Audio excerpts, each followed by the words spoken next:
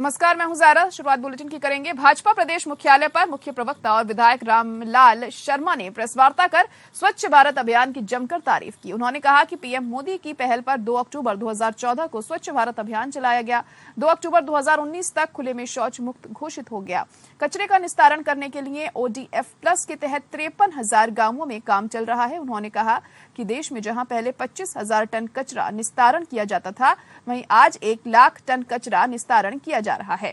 इस अभियान को और अधिक मजबूती प्रदान करने के लिए घर घर से कचरा एकत्र करने और निस्तारण करने के लिए 2.5 लाख संसाधनों का उपयोग किया जा रहा है। प्रदेश में 76 लाख शौचालय निर्माण का कार्य स्वच्छ भारत अभियान के तहत हुआ है। आज भी कई नगर निगम, निकाय पालिकाएं इस कचरा निस्तारण को लेकर बहुत अच्छा काम कर रहे हैं। स्वच्छ भारत अभियान के दौरान आम आदमी की समस्या के समाधान के लिए आने वाले समय में और बेहतर तरीके से कार्य करने के प्रयास किए जाएंगे। रामलाल ने कहा कि योजनाओं की घोषणाएं तो होती हैं, लेकिन उन योजनाओं का क्रियान्वयन महत्वपूर्ण और बड़ा काम है। केंद्र सरकार जो घोषणा करती है, उन योजना में उसी समय बजट का प्रावधान भी करती है। 2022 और 23 के आंकड़े देख जाएं तो स्वच्छ भारत मिशन योजना में ग्रामीण क्षेत्र के लिए 60,192 करोड़ का बजट प्रावधान भी निश्चित किया गया है।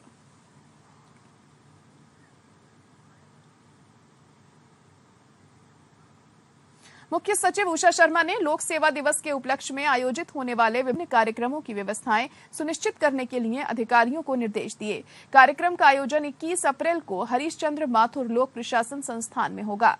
वह सचिवालय में लोक सेवा दिवस की तैयारियों की समीक्षा के संबंध में आयोजित बैठक की अध्यक्षता कर रही थी। उन्होंने इस संबंध में 13 अप्रैल को हुई बैठक में लिए गए निर्णयों पर हुई प्रगति की समीक्षा भी की। मुख्य सचिव ने कहा कि लोक सेवा दिवस पर वक्ताओं के उद्बोधन, सांस्कृतिक संध्या और खेल संबंधी आयोजनों की तैयारियां सुनिश्चित की जाएं। उन्होंने कहा कि आयोजनों में अधिकारी बढ़ चढ़कर हिस्सा लें।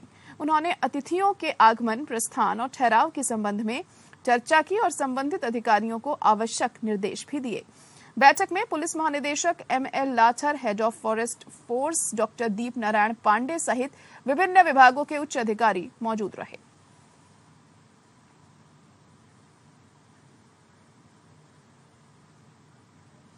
वहीं अलवर के बानसूर में मामूली कहासुनी को लेकर खूनी संघर्ष हो गया और इस खूनी संघर्ष में 3 लोग गंभीर रूप से घायल हो गए। तीनों गंभीर घायलों को बानसूर CHC अस्पताल ले जाया गया, जहां से 2 लोगों की गंभीर हालत होने पर उन्हें कोटपुतली के लिए रेफर कर दिया गया। बताया जा रहा है कि आपस में एक दूसरे की निंदा करने के बाद मामला बिगड़ा। सूचना पर बानसूर DSP मृत्युंजय मिश्रा पुलिस बल के साथ पहुंचे और हालात को संभाला। फिलहाल पुलिस पूरे मामले की जांच कर रही है। मामला बानसूर के गांव माजरा रावत का है।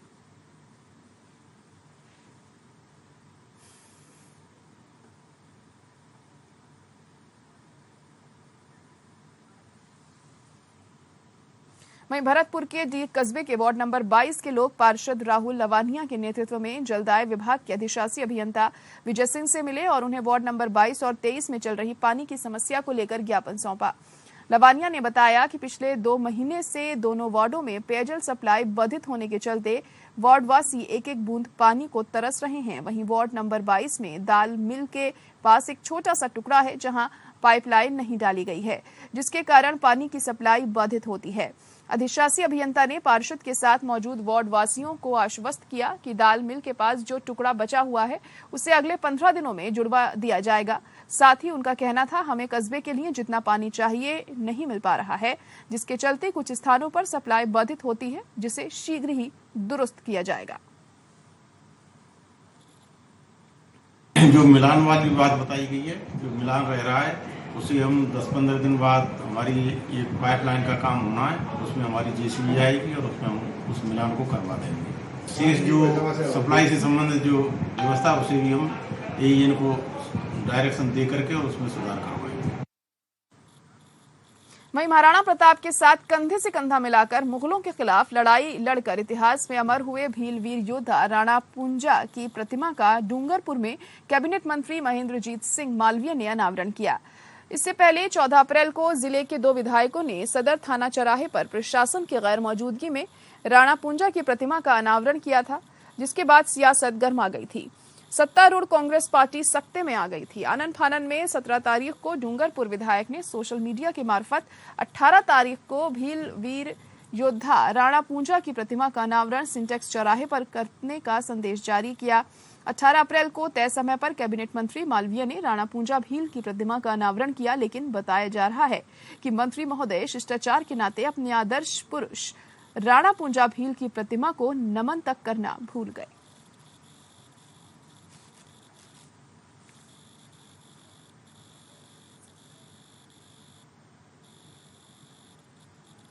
वहीं जोधपुर पुलिस कमिश्नरेट की टीम और माता का थाना पुलिस ने एक संयुक्त कार्रवाई को अंजाम देते हुए युवक को नकली नोटों के साथ गिरफ्तार किया।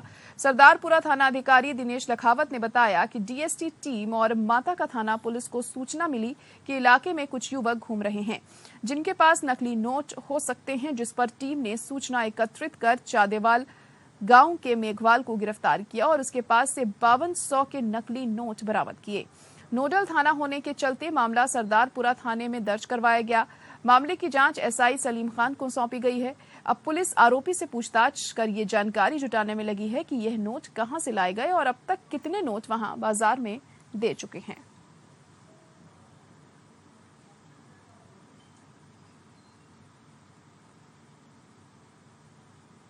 राजस्थान के करौली जिले की एक शादी के रीति रिवाज चर्चा का विषय बन गए हैं। दरअसल कई रस्म रिवाज के बीच एक रिवाज तेल बिनोरी की भी निभाई जाती है, जिसमें शादी से 2 दिन पहले दूल्हा दुल्हन की तेल बिनोरी निकाली जाती है, जिसमें आमतौर पर दूल्हा घोड़ी पर बैठता है, लेकिन मौके पर रीति रिवाजों में बदलाव करते हुए बेटी को घोड़ी पर बिठाकर गांव के मुख्य मार्गों से बिनोरी निकाली गई, जिसके चलते इस शादी के रिवाज को लेकर ये शादी चर्चाओं में है। हालांकि बेटी के पिता ने इस पर बताया कि उसकी बेटी की शादी 20 अप्रैल को है। वहीं इस मौके पर नेताजी प्रहलाद सिंह चौहान ने कहा कि आज बेटे बेटियों में कोई फर्क नहीं, बिनौरी के लिए बेटी को घोड़ी पर बिठाकर एक अच्छा संदेश दिया है, जो सराहनीय है।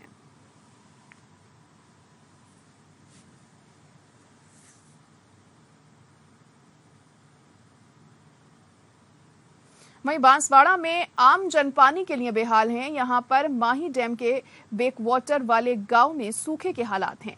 तपती गर्मी के आगे हैंडपंप जवाब दे चुके हैं। नदी और नाले सूख गए हैं। पीने के पानी के लिए यहां रहने वाली बहुसंख्यक आबादी कई किलोमीटर की दूरी तय कर रही है। बावजूद इसके इन परिवारों को मैला कुचैला पानी ही नसीब हो रहा है।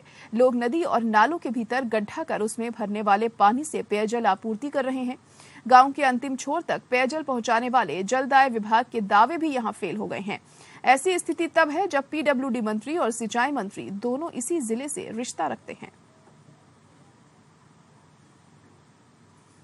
जो बाड़मेर में स्थिति थी वो स्थिति हमारे गांव में हो रही है। अभी तक जो मंत्री नेता ये जो कुछ है वो सब बिस्लेरी और बोतलों से पानी पी रहे हैं, लेकिन हमारे गांव में ये समस्या है कि हैंडपंप या कुएं में कोई पानी नहीं है, उसके लिए भी कोई सुरक्षा करे। हम गड्ढे का पानी पी रहे हैं, तो इसलिए बोल रहे हैं कि कुआं और नल को वो उसकी हैंडपंप की सुरक्षा करे। और अब बात कर लेते हैं अलवर की, जहां बिजली विभाग की बड़ी लापरवाही सामने आई है। दरअसल जिले के मालाखेड़ा क्षेत्र में एक 16 वर्षीय बालक की बिजली के पोल की चपेट में आने से मौत हो गई। इस पर क्षेत्रवासियों ने बताया कि बिजली के उस पोल पर लंबे समय से करंट आ रहा था, जिसकी शिकायत बिजली विभाग को कई बार की गई थी, लेकिन विभाग ने उस पर कोई संज्ञान नहीं लिया। साथ ही उस पोल से निजी होटल के एक लाइन जा रही थी, जिस वजह से उस पोल पर करंट आ रहा था। इसी के चलते क्षेत्रवासियों ने होटल मालिक को भी सूचित किया था, लेकिन उसने भी मामले को गंभीरता से नहीं लिया, जिसके चलते 1 साल के बच्चे को आज अपनी जान गंवानी पड़ी।